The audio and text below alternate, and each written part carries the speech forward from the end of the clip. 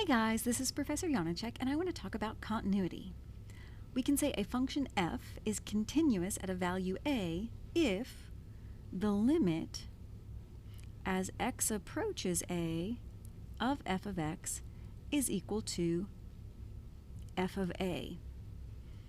Otherwise, we say that f is discontinuous at a. Now, this definition here takes a few things into consideration. There are certain conditions that must be met. So let's look at this a little further. Oops. First off, if that definition is going to work, we need to know that f of a exists. And we also need to know, so that's the function evaluated at a. We also need to know that if we take the limit as x approaches a of that function, this also must exist. Now, make sure you understand this actually has some conditions as well. In order for a limit to exist, then we know that the limit from the left must exist.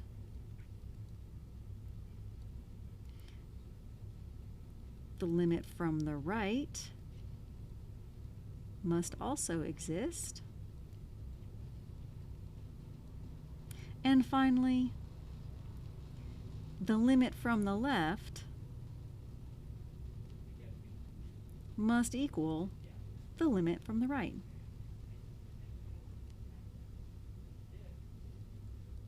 All right, so that's the second thing. I've got the function exists at a.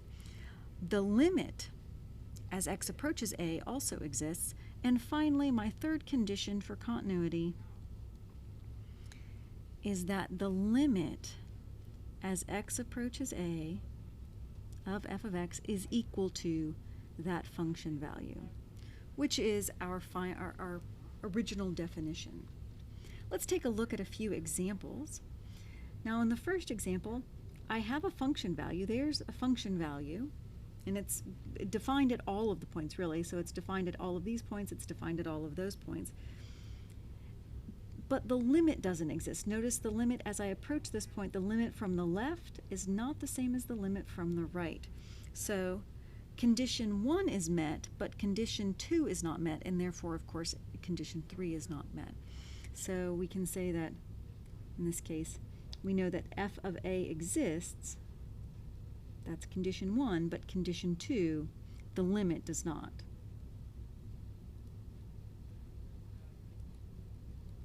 Looking at the next example, again, I have a limit from the left and a limit from the right, and those are the same thing in this case. They're going toward the same point. However, I don't have a function value. So in this case, the limit exists, but the function value does not. F of a does not. Meaning, condition 2 is met, but condition 1 is not, and therefore condition 3 is not met. So we can have condition 1 without condition 2, or we can have condition 2 without condition 1. All right, let's take a look at this third example.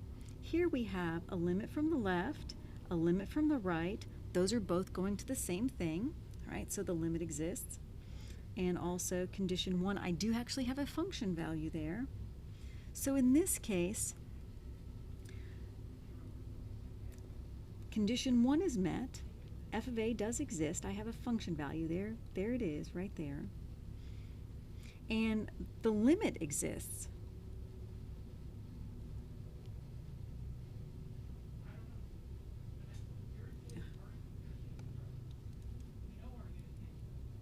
Here we go. Make sure I've got the S's on there. All right, so where were we? The function value exists. There it is. The limit from the left, the limit from the right, those both exist, and they're the same thing. However, the last little bit, condition 3, is not met. The limit is not the same as the function value. So you'll notice the limit looks like it's going here, but then my function value is up there, not the same value. So this is not continuous. There are other ways of functions to not be continuous, but there are some simple ones using missing points. All right, so those are the basic ideas of continuity. A few other things.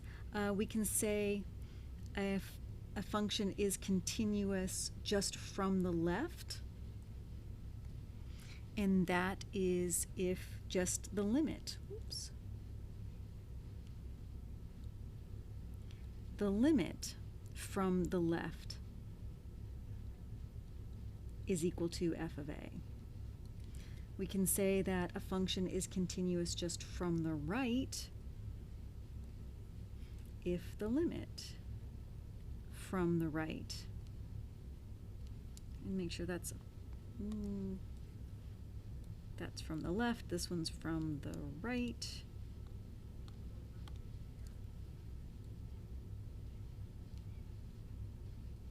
All right, so we've got our function our limit definition, but we can specify, is it from the left or is it from the right? And then we can say a function is continuous on an interval, we'll call that interval I, if the function is continuous at every point, every value in the interval.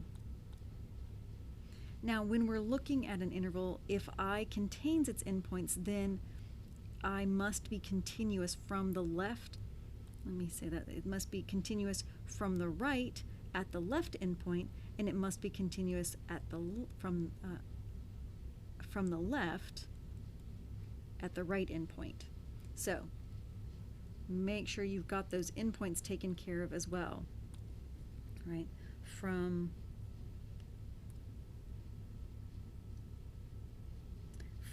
the, if I've got an interval here, let's include the intervals. If I'm including the intervals, then it has to be continuous on the left-hand endpoint. It has to be continuous from the right, and then on the rightmost endpoint, it has to be continuous from the left. So coming from inside the interval out, it has to be continuous. All right, let's take a look at some examples here at the bottom. Let's determine the intervals of continuity. For the first one, it is piecewise. F of x is equal to x squared plus 1 if x is less than or equal to 0, and f of x is equal to 3x plus 5 if x is greater than 0.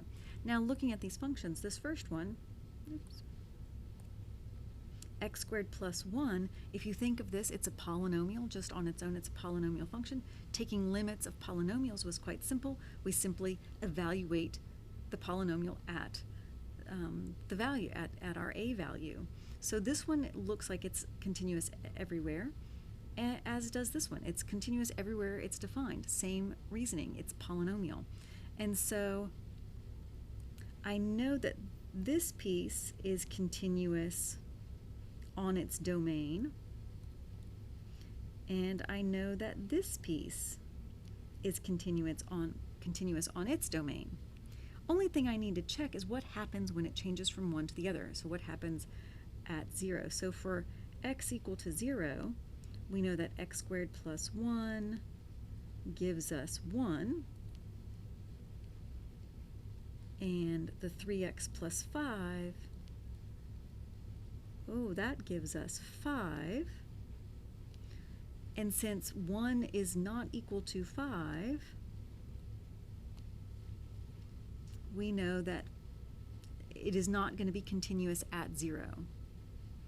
So this means I can still write the interval of continuity. I can still say that this is continuous when x is less than 0, so that's the interval negative infinity up to 0, including 0. And I can say that it's continuous from 0 on to the right, but excluding 0 this time. So these are the intervals, and actually, yeah, that's fine. These are the intervals of continuity for this one. It's continuous everywhere except 0,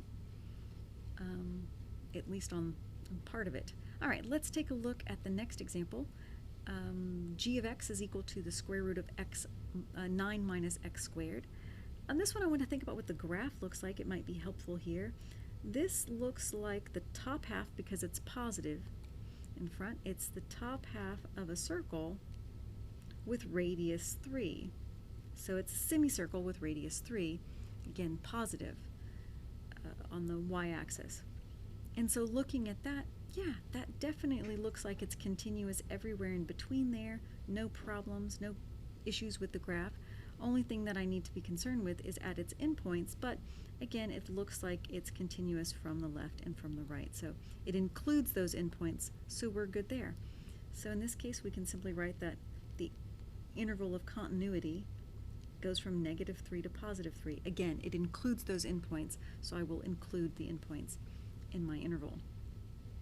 Finally, example 6, h of x is equal to x squared minus 2x plus 4 quantity raised to the 2/3 power. I'm going to look at this one in a few steps. First, let me take a look at what's inside here.